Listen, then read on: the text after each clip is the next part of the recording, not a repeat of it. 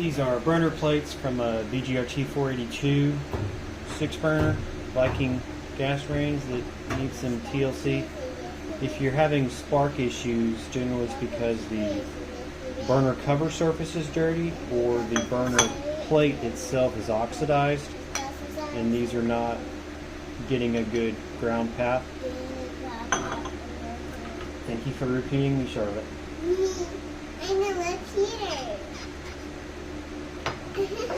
These are the igniters themselves, but they're no longer made. So I'm going to try and save as many as I can because they're 20 bucks a piece. These are about 73 bucks. These are like 140 bucks from what I see.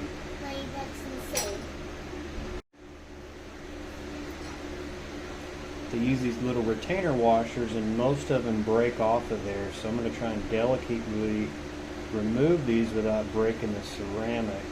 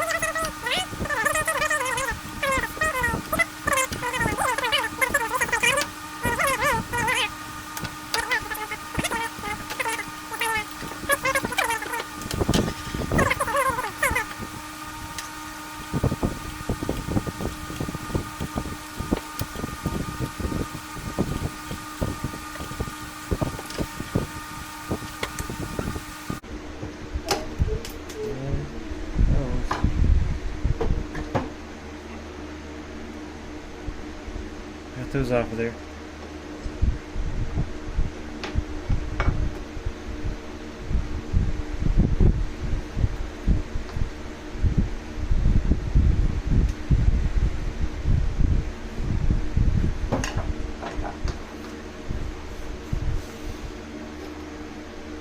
I'm going to see if I can clean some of this up on the wire wheel. If not, I'll have to take it to a friend's place and use the media blaster. Let's see how this goes. Alright, let's see what I can do with this.